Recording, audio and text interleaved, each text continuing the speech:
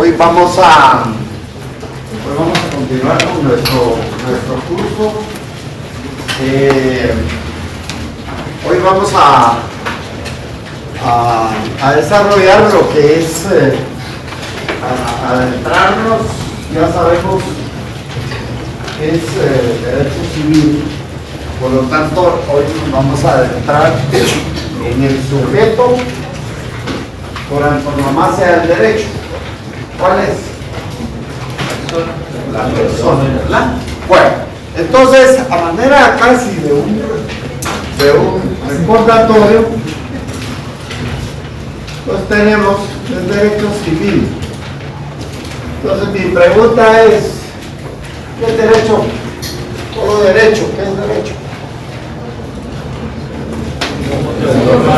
Es un conjunto de normas, ok. Un conjunto de normas que van a regular algo. ¿La conducta de quién? De las personas. Bueno. Entonces, van a regular la conducta de las personas.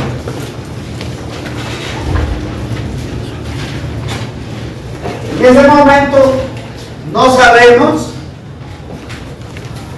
quién es esta persona. No, solo sabemos que universalmente dentro del derecho es una persona. Entonces, al saber que es la persona, esta persona recibe varias denominaciones. Es un ser, es un ente, es un sujeto, es un individuo. Y entonces, si es un ser, filosóficamente, pues es alguien que existe. Y como tal, si es un ente, debe de existir. Y debe de existir dentro del ámbito del derecho para que sea realmente ese sujeto por el cual existe el derecho. Entonces, al regularse dentro del derecho a la persona, se sabe que en el derecho hay una gran división. Hay un derecho, hay un derecho público y privado. Si es derecho privado, es un derecho de las o de los particulares, de los particulares. Y por eso dijimos que el derecho civil, al ser originado en el derecho romano del jus civile, en que el jus civile era exclusivamente del derecho de los ciudadanos romanos, entonces decimos que el derecho civil está dentro de esa gran división. Ahora sí, ¿dónde está el derecho civil? El derecho privado.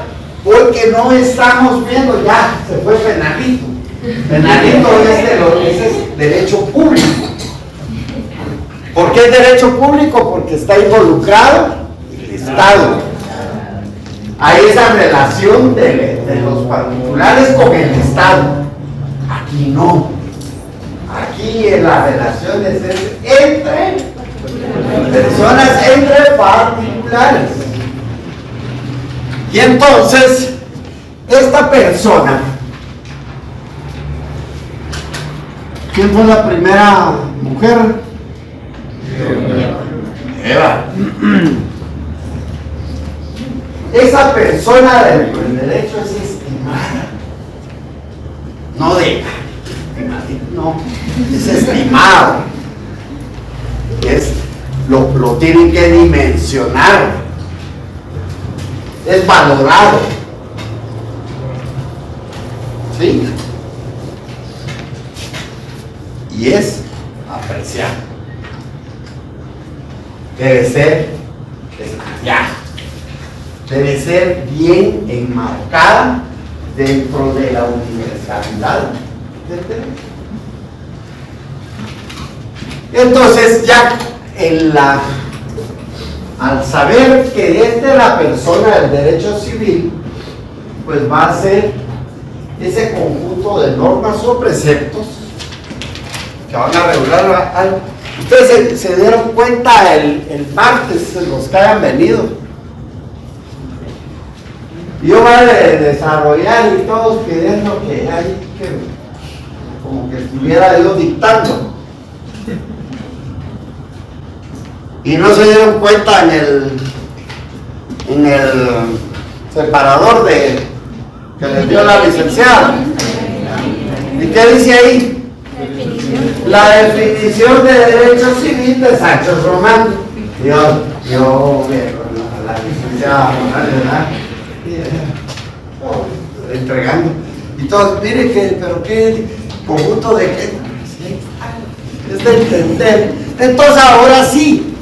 Como es la persona, entonces derecho civil va a ser ese conjunto de normas o preceptos que van a regular las relaciones de, ya no representan las personas, pero ya dentro de lo civil, como está establecido que la persona después se une con una familia. Y por último, forman sociedad. Por eso se dice que la familia es la base de la sociedad. No lo digo yo, sino que lo dice la lógica y así está desarrollado. Entonces, es ese conjunto de normas o preceptos que regulan las relaciones de asistencia, autoridad y obediencia. ¿Entre quién? Es esa persona con la familia. Pero él y él no son familia. Pero ellos son particulares. Pero son personas. Son personas. Tienen algo en común. Tienen un denominador común.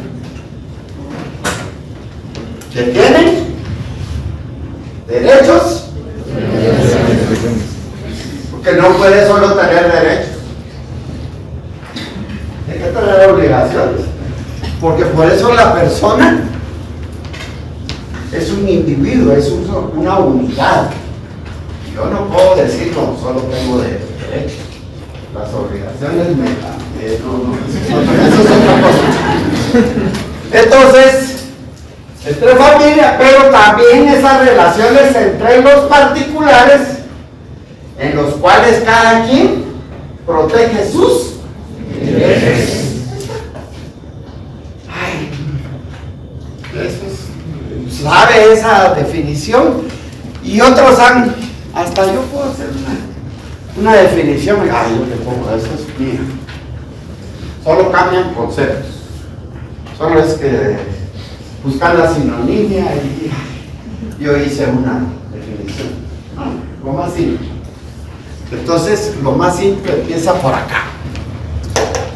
Entonces,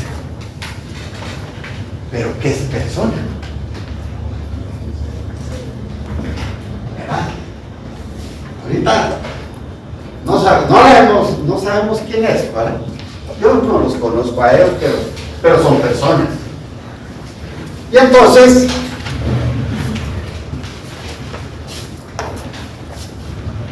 persona es todo ser ente, pero pongámosle ente. Porque un ente no está identificado, ¿no? No sabemos quién es. Entonces es todo ente capaz de tener derechos y obligaciones. Porque en algún momento tengo que tener, desde algún momento tengo que tener derechos y obligaciones. ¿Cuándo? Eso es lo que vamos a ver. Pero ahorita estamos viendo qué es persona. Es increíble, llegamos al examen público y hay muchos compañeros que no saben qué es persona. Y desgraciadamente, desde ahí es donde empiezan a hablar de nuestra tricentenaria universidad central. Pero nosotros no tenemos que dejar que externen esas opiniones, porque nosotros somos personas, tenemos derechos y obligaciones, pero como somos individuos, como somos él, somos él racionales y podemos. No, si se pudo, no, podemos. Entonces, todo ente capaz, y cuando decimos capaz, estamos hablando de una capacidad, de una aptitud. A ver, en lugar de tener el TikTok y charadas, deben tener el diccionario real de la Academia Española en el celular. A ver, busquemos qué es capacidad. Rápido. Con el diccionario real de la Academia Española y por qué. Vamos a ver por qué. Si hay una razón legal. ¿Por qué estoy diciendo yo de la Academia Real de la Academia Española? Porque el idioma español es el idioma oficial para la ley guatemalteca. Artículo. Y hay una cosa de Creo que la ley del organismo será el artículo 8. Bueno, eso es. Todas las normas se deben de interpretar bajo lo que está en el diccionario real de la Academia Española. Y en lo que no esté ahí, a lo que sea dentro de la costumbre aquí en Guatemala. Pero eso es lo que... A ver, ¿quién era el que buscó el...? Dice que es una aptitud. Bueno, capacidades. Una aptitud. Aptitud. Qué bueno. Entonces, capaz es aptitud. Y entonces yo, si soy capaz, soy apto. Entonces la aptitud es una capacidad. Y si buscan la capacidad es aptitud. Y si buscan aptitud es una capacidad. Entonces yo debo de ser capaz. Y si soy capaz de ser, todo ente capaz de ser sujeto, pero no como de ser sujeto de derechos y de obligaciones. Toda persona capaz de ser sujeta de derechos y de obligaciones. ¿Sí o no? Aún no sabemos quién es persona. No nos interesa, sino que lo universal nos interesa quién es persona. Es esa. Entonces, a sabiendas que persona es todo ente capaz de ser sujeto de derechos y obligaciones. ¿En qué momento soy persona?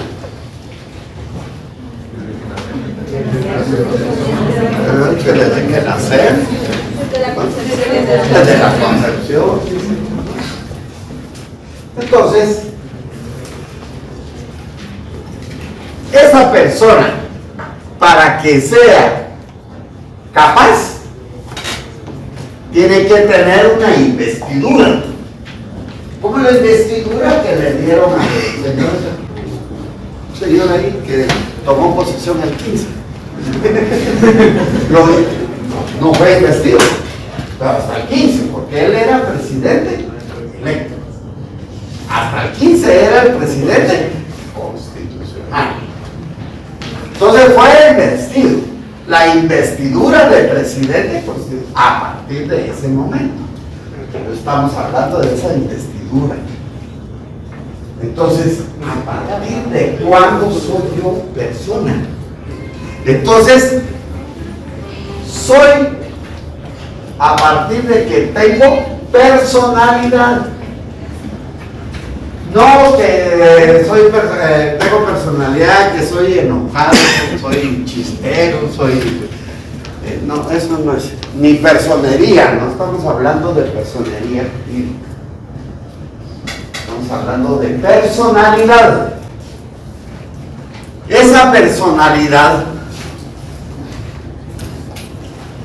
es la investidura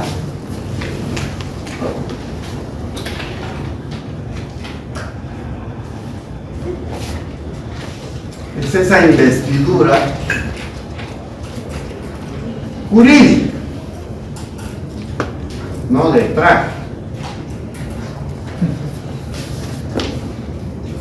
Investidura jurídica que otorga, y aquí en Guatemala, ¿quién la va a otorgar? El Estado, a través de alguna entidad. Investidura jurídica que otorga a una persona para que sea capaz o tenga aptitud de ser sujeto de derechos y obligaciones. O sea, que se necesita esa investidura. La investidura es la personalidad. Se necesita de esa investidura jurídica de la cual voy a tener aptitud para ser sujeto de derechos y obligaciones. O sea, que tengo que tener ciertos requisitos para poder tener derechos y obligaciones. Esa investidura jurídica, que es la personalidad, la establecemos a través de 4 teorías. Esa investidura jurídica, o sea, la personalidad, para poderla otorgar, debemos de tomar en cuenta esas 4 teorías. La primera,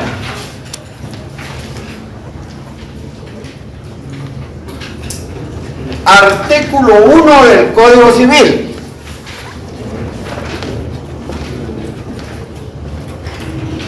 Léetelo con voz, así, con el sujeto de derechos y obligaciones.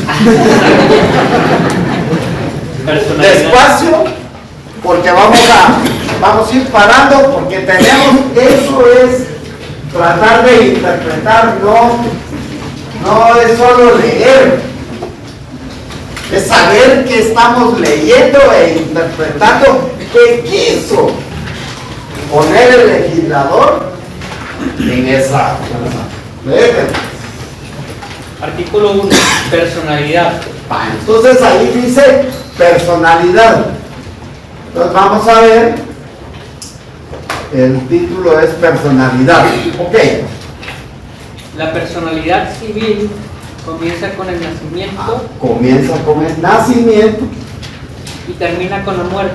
Bueno, o sea que cuando uno se pela, entonces, con la muerte. Ahí todos se ríen, pero ¿cómo se muere uno? Jurídicamente, ¿cómo se muere uno? Físicamente. Parece que se peló. Entonces, la muerte física. ¿Sí? ¿Sí o no? ¿Sí o no? Ya se va a morir licenciado. Pero también se puede morir a través de la muerte presunta. Hacía una pregunta. Mis papás me comentaron de que una vez recibieron una clase con el doctor de Matadela y él decía que para los médicos la muerte era muerte cerebral para ellos, pero para el abogado la muerte era cuando el corazón se paraba. Sí, deja de. Eso lo vamos a ver precisamente desde que cuando tiene vida. Y unos dicen para los abogados y otros para los médicos, pero si la persona, eso es un ámbito bien difícil porque si el corazón está funcionando, él está vivo, ¿sí? Y si fuera su familiar, diría usted, cerrémosle el oxígeno. Entonces, pero tiene muerte cerebral. Sí, ya no se va a recuperar. Pero ¿quién va a tener los, de ir a tocarle? Entonces, eso es una tierra de nadie, ¿verdad? Que todavía no está legislado porque la eutanasia no está legislado aquí. Entonces, es una controversia. Sin embargo, si ha tenido una muerte cerebral, no va a tener sus ¿qué? Capacidades. Su capacidad ya no la tiene muy bien, ¿verdad?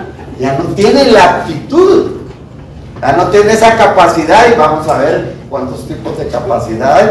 Entonces, por sí mismo no lo va a poder ejercer.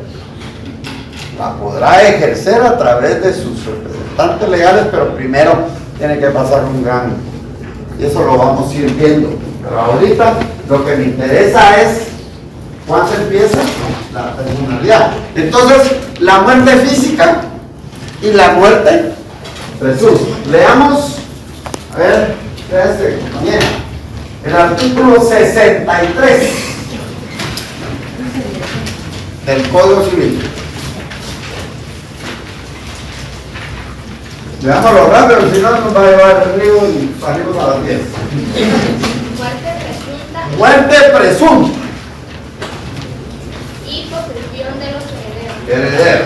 Juan.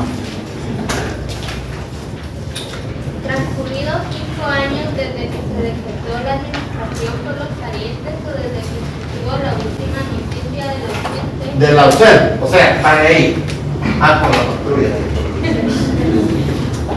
Desde transcurridos 5 años desde que vieron el aviso de que la persona había desaparecido. Entonces, a los 5 años ya lo pueden declarar muerte presunta. Pero aquí es como no andaba muerto, andaba de parranda. Porque si aparece, entonces deja de ser muerte presunta. Licenciado, con eso del conflicto armado que desaparecieron muchas personas, a los 5 años ya Se puede declarar la muerte presunta. Eso lo vamos a ver cuando veamos ausencia, ¿verdad? Hay una figura cuando veamos la ausencia. Ahorita lo que me interesa a mí, que usted empiece a utilizar, es que ya vimos el artículo 1, pero está concatenado al artículo 63. Entonces usted ya le pone al artículo 63, ver artículo 1, y al 1 le pone ver artículo 63. Esos son los. ¿Qué pasa con la gente cuando lo mismo, son ausentes? Son ausentes, los declaran ausentes, pero tiene que transcurrir los 5 años para declararlos que realmente fallecieron, a menos que mire, ya los repatriaron. Por eso dije, ya, entonces vuelve. Entonces desaparece la muerte presunta. Por eso la muerte presunta debe de inscribirse en el Registro Nacional de las Personas, en la partida de nacimiento. Y ahí él fue declarado como la muerte presunta y apareció, no andaba muerto. Y entonces, bueno, ahí está. Entonces no hay, sigue con su personalidad. Bueno, siga el artículo. Luno, ¿quién está leyendo el Luno? Sin embargo, Oiga, sin embargo, o sea, hay una teoría que empieza con el nacimiento, pero dice, sin embargo, al que está por nacer se le considera nacido para todo lo que le favorece. se le considera nacido para todo lo que Le favorece. ¿qué son esos? Siga. Siempre que nazca en Ahí está. condiciones de viabilidad. Siempre que nazca en condiciones de viabilidad. Vivo. Que nazca vivo.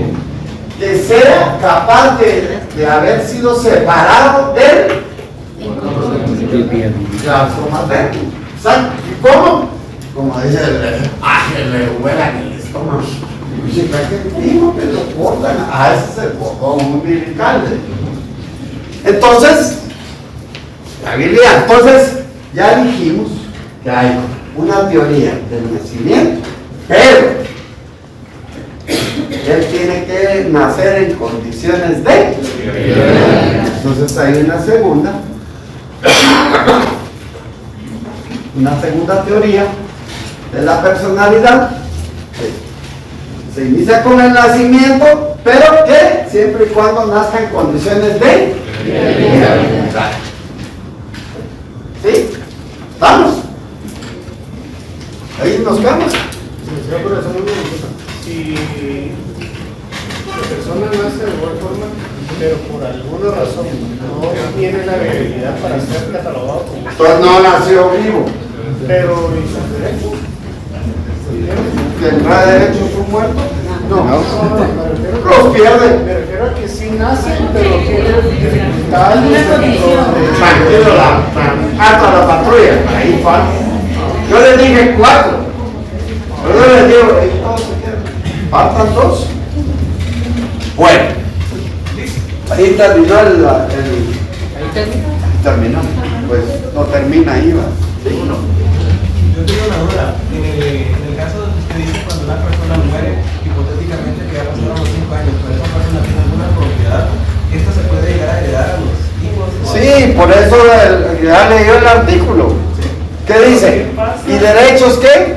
O hereditarios.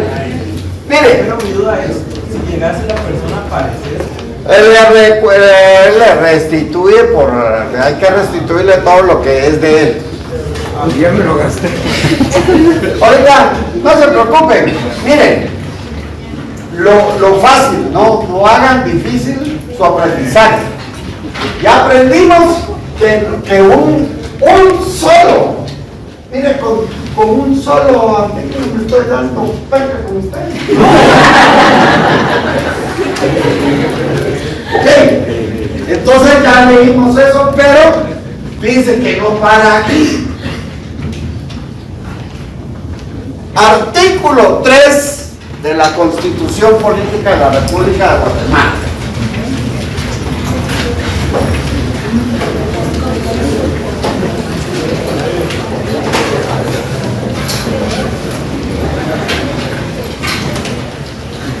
Bueno, a ver, léetelo, pues. ¿Cuál es el título? Derecho a la vida. Oiga, derecho a la vida. Bueno, entonces aquí, derecho a la vida. Fíjense que no está estableciendo nada de personalidad. Léalo, pues, compañero. El Estado está garantizado y protege la vida humana. Protege la vida humana, dice. Nos está hablando de la personalidad. Dice, protege la vida humana desde Su concepción, su concepción. Siga. así como la integridad y la seguridad de la persona. Ok. Entonces, aquí es donde dice, bueno, hay una teoría de la concepción. Y aquí es donde hay muchas controversias jurídicas con los juristas. Hoy unos dicen, miren, fíjense que la supremacía constitucional siempre está presente, por lo tanto cuando uno trata de enfocar qué teoría es la que adopta nuestra legislación, todos se van a través de la concepción, porque la Constitución es suprema, la norma suprema, pero ahí dice derecho a la vida. Sin embargo, la concepción es la unión del espermatozoide con el ovocito. Pues claro. Y entonces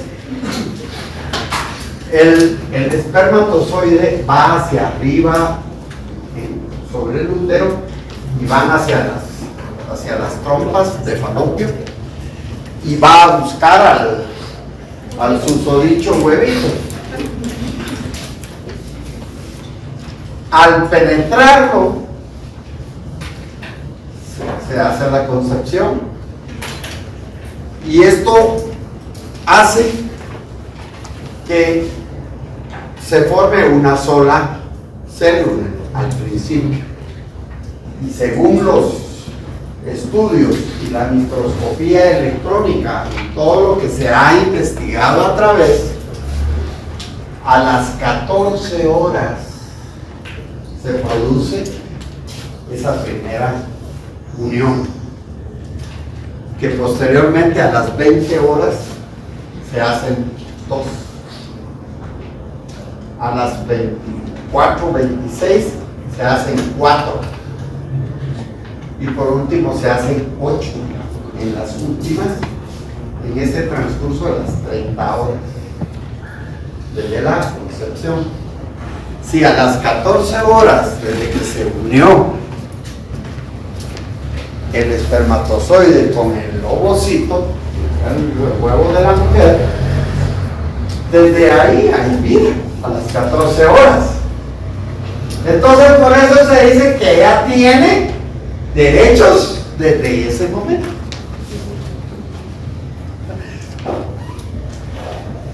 En el curso hay una nueva teoría, que es la teoría ecléctica.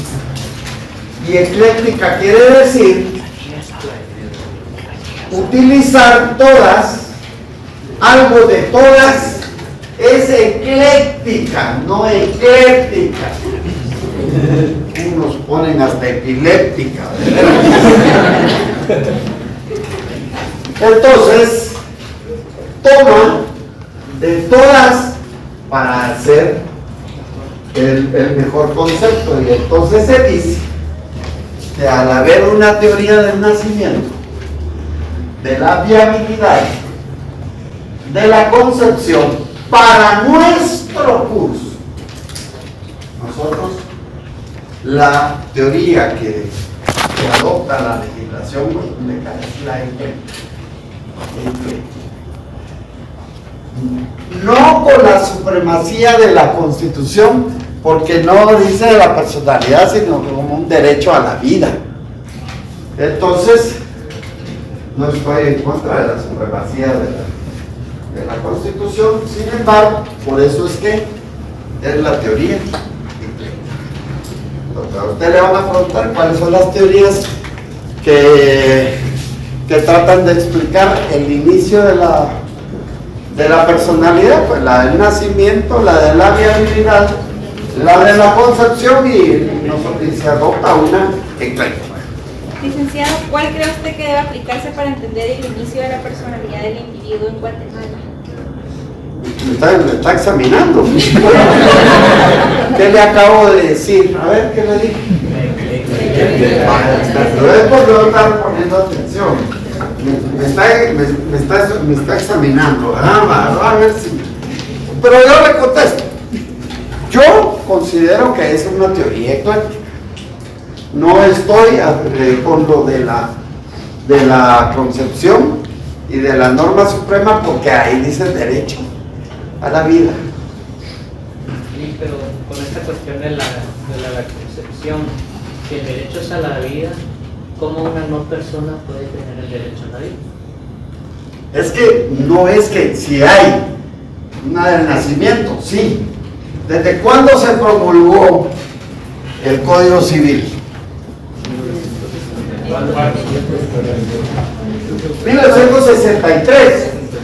Entró en vigencia el 1 de julio del 64. Ya les dije que ni había nacido. Entonces, lo que pasa es de que todos tratan de explicar desde cuándo se inicia la personalidad. Entonces, la personalidad es esa investidura jurídica que se le otorga a la persona para que sea apto de derechos y obligaciones. Entonces dice, protege a la vida y desde la concepción y con los estudios que se han hecho. Entonces se dice que empieza la vida a las 14 horas. Por eso es que muchos no están de acuerdo con el aborto. Y por eso existe la píldora del y ahora ya sabe usted que desde las 14 horas ya hay vida. Entonces ahí es donde lo deja uno. Son cuestiones muy filosóficas, pero que yo respeto el pensar de otras mujeres. Dirán así, pero como no es él el que lo va a mantener. Sí, pero todos tenemos derechos y obligaciones, y desde el momento que estamos sujetos a una relación jurídica, todo ese tipo de esa relación tiene sus consecuencias jurídicas. Cada quien pensará de ello. Entonces, es muy difícil, filosófico, pero yo trato de, a lo que vamos, y no me gustaría decirle, pues mire, yo pienso que es la supremacía, y cuando usted conteste y ponga la consigna, hermano, porque mi función es decirle, para nuestro curso, es la teoría. Ok. Entonces, aún no sabemos quién es esa persona, solo la universalidad de esa persona. Pero esa persona, desde el momento que tiene derechos, que va a ser apto a través de la investidura jurídica, que se la va a otorgar ¿quién? El Estado, ¿verdad? Porque nosotros estamos sujetos al Estado, y es el RENAP y todos esos que hay que inscribir, y desde cuándo. Entonces, cuando nació, y a través de eso, de cuándo nació, hay un periodo de gestación, y ahí nos van a dilucidar cuándo se tienen derechos. Vamos a ver, mi hijo también tiene derecho a esa casa. Sí, pero ese es negrito. Sí, es el único tuyo. Entonces, esa persona, para tratar de enmarcarla dentro de la universalidad del derecho, dentro de esas relaciones, va a tener cualidades. Por lo tanto, tiene atributos. Esa persona va a tener atributos. Cada atributo de ellos lo vamos a desarrollar. El primer atributo que va a tener la persona, ahora sí, va a ser el nombre. ¿Qué hacemos a través del nombre? Identificarlo e individualizarlo. Lo individualizamos. Identificarlo. El otro atributo es la capacidad. La capacidad será una facultad. Facultad para poder ejercer esos derechos y poder contraer obligaciones. Hay capacidad de obrar, eso lo vamos a ver en la próxima, que veamos la capacidad de obrar y la capacidad de ejercicio. ¿Podrá un menor de edad votar? No. ¿Podrá un muerto votar? No. ¿Ah, bien?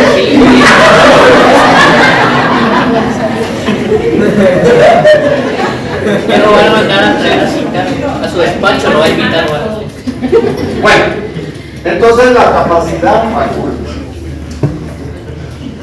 También tiene un atributo de un domicilio. ¿Qué nos sirve el domicilio? Ubicarlo, ¿verdad? Para ubicar. También tiene un estado civil. ¿Y el estado civil para qué nos sirve? Para posicionarlo o situarlo. Por ejemplo, situarlo un estado civil, por ejemplo, frente a la nación. ¿Usted qué es? ¿Qué estado civil tiene frente a la nación?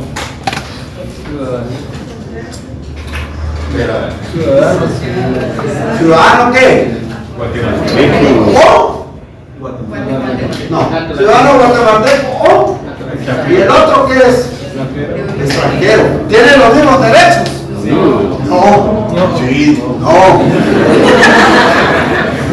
Un extranjero no va a tener los mismos derechos y las mismas obligaciones que un guatemalteco.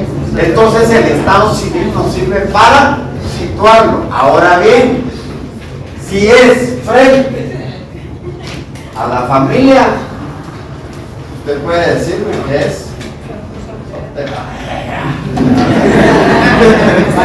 El Estado civil es relativo a la nacionalidad.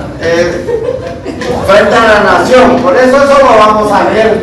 Pero aquí lo que me urge que sepan es que el Estado civil nos va a posicionar, ya sea frente a la familia, frente a la nación y frente a la sociedad.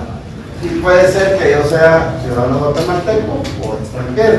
Puede ser que yo sea soltero o casado, o contra otro de la familia también yo sea padre o sea hijo.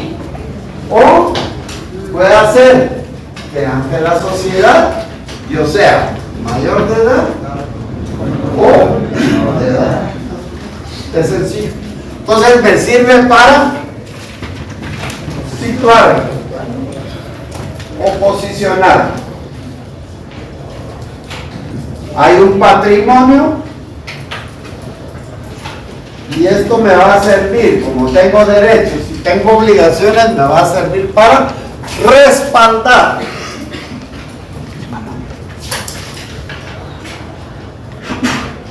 Salud. y por último una nacionalidad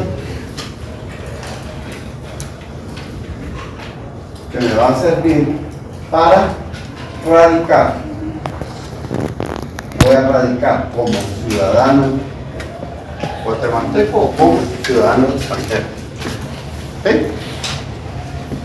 Estos atributos son cualidades de las personas y entonces cada una de ellas que veamos, ha visto usted que cuando ya van las demandas o los contratos dice fulano de tal, ¿verdad?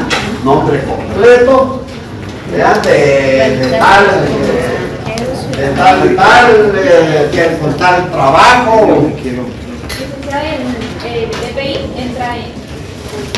Pero tiene que ser en las capacidades, porque el DPI, fíjense, entra en la capacidad porque el DPI, ¿en qué momento se extiende el DPI? La mayoría de edad. Y cuando es mayoría de edad ya es capacidad de ejercicio. Antes era capacidad de goce únicamente. Entonces, el DPI nos va a servir, claro. Es un documento donde está su nombre, su edad, todo, sexo, martes y jueves. Entonces, estos son vamos. Gracias. Ahí está la...